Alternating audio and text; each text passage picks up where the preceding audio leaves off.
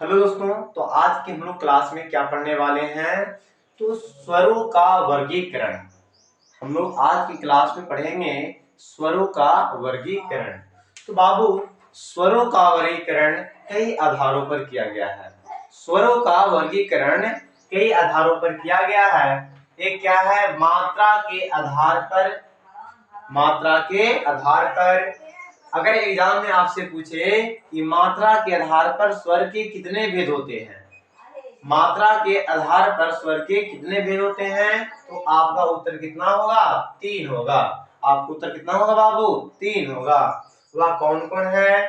ह्रस्वर, दीर्घ स्वर, प्लुत स्वर। ह्रस्वर, दीर्घ स्वर, प्लुत स्वर। दूसरा क्या है? जाति के आधार पर। क्या है बाबू? जाति के आधार पर। तो जाति के आधार पर स्वर का भेद जो होते हैं वह कितने होते हैं? 2 होते हैं जी। कितने होते हैं? 2 होते हैं। क्या? एक होता है सजातीय स्वर और दूसरा होता है विजातीय स्वर। याद रखना है, जाति के आधार पर स्वर के कितने भेद होते हैं? तो 2 भेद होते हैं, सजातीय स्वर और दूसरा विजातीय स्वर। तीसरा, जीव के आधार पर। किसके आधार पर? जीव के आधार पर कहे या जीव के क्रियाशीलता के आधार पर, दोनों सेम होता है। तो जीव के आधार पर स्वर के कितने भेद होते हैं? तो 3 होता है जी। कौन कौन? अग्र स्वर, मध्य स्वर और मध्य स्वर का एक दूसरा नाम है जिसे क्या कहते हैं? उदासीन स्वर। क्या बोलते हैं उसे? उदासीन स्वर। और तीसरा क्या है? पश्च स्वर। उसके बाद क्या है जी? चौथा, मुंह के आधार है ना, मुंह खुलने के आधार पर। जो मुंह हम लोग का है, मुंह उच्चारण करते समय मुंह जो है अलग अलग आकार में खुलती है। तो देखेंगे बच्चे, मुंह के खुलने के आधार पर, मुंह खुलने के आधार पर जो स्वर के भेद होते हैं वो कितने होते हैं? 4 होते हैं जी। यहाँ लिख नहीं पाए हैं आप, एक जगह के अभाव है इसलिए आप याद रखेंगे। मुंह खुलने के आधार पर जो स्वर के भेद होते हैं वह कितने होते हैं? 4 होते हैं। समृद्ध स्वर। क्या हुआ? समृद्ध स्वर। दूसरा है अर्धसमृद्ध स्वर, विपरीत स्वर और चौथा क्या हुआ? अर्ध विपरीत स्वर। जगह है ना, जगह यहाँ की अभाव होने के कारण यहाँ हम स्वर नहीं लिख पाएंगे। आप समझने का प्रयास करेंगे बच्चे। उसके बाद क्या है? ओष्ठाकृति के आधार पर। जब वो कुछ स्वरों का उच्चारण की जाती है उस समय क्या होता है कि जो ओठ है, ओठ का आकार अलग अलग तरीके से बनती है। तो क्या बच्चे, वो है ना ओष्ठाकृति के आधार पर स्वर के कितने भेद होते हैं बच्चे? तो आपका उत्तर कितना होगा? 2 होगा। कितना होगा? 2 होगा। याद रखना, वृत्ताकार स्वर और आवृत्ताकार स्वर। वृत्ताकार स्वर और दूसरा क्या होगा? आवृत्ताकार स्वर। छठा क्या हो जाएगा बच्चे? नासिका के आधार पर। छठा क्या हो जाएगा? नासिका के आधार पर स्वर के कितने भेद होते हैं? तो नासिका के आधार पर स्वर के 2 भेद होते हैं। एक क्या होता है? निरनुनासिक स्वर। क्या होता है? निरनुनासिक स्वर और दूसरा होता है अनुनासिक स्वर। अनुनासिक स्वर। तो सबसे पहले आज की क्लास में हम लोग सीखने के प्रयास करेंगे बच्चे कि मात्रा के आधार पर आखिर जो स्वर वर्ण होते हैं, स्वर वर्ण मात्रा के आधार पर कितने भेद होते हैं जी, या मात्रा के आधार पर स्वर वर्ण के कितने भेद होते हैं जी। तो मात्रा के आधार पर स्वर वर्ण के मात्र कितने भेद होते हैं? 3 भेद होते हैं। कितने भेद होते हैं जी?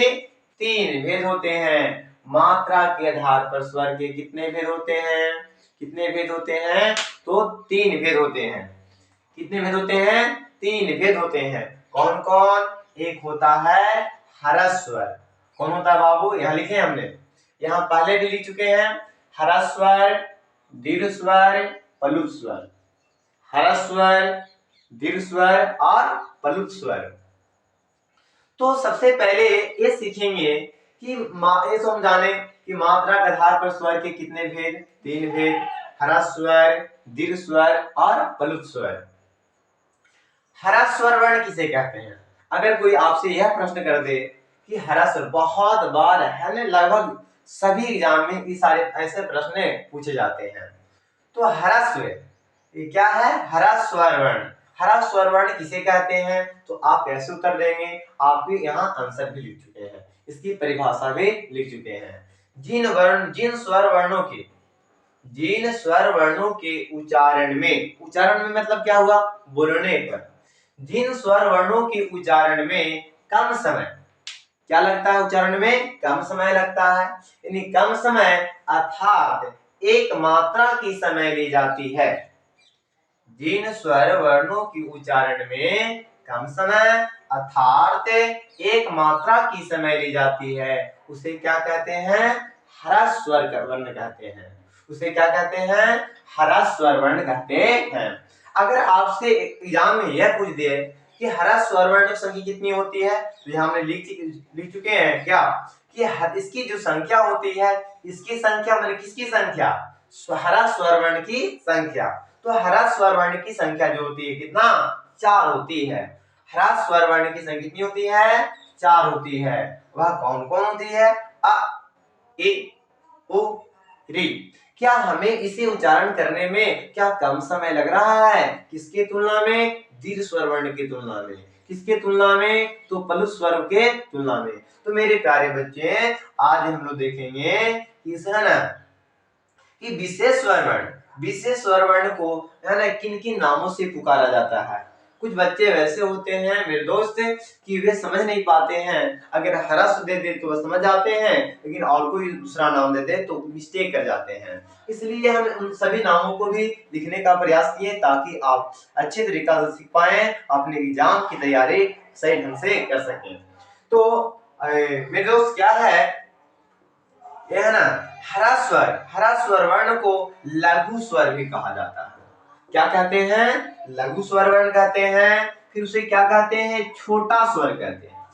क्या कहते हैं? छोटा स्वर कहते हैं, मूल स्वर कहते हैं, और एक मात्रिक समय है ना एक मात्रिक स्वर भी कहा जाता है।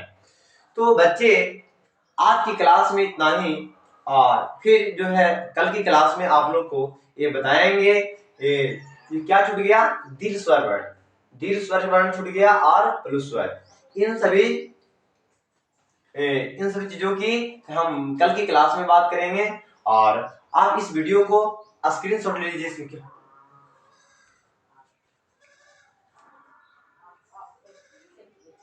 और तो कल की क्लास में हम लोग क्या पढ़ने वाले हैं? कल की क्लास में पढ़ेंगे दीर्घ स्वर वर्ण, प्लुत स्वर वर्ण, और क्या पढ़ेंगे?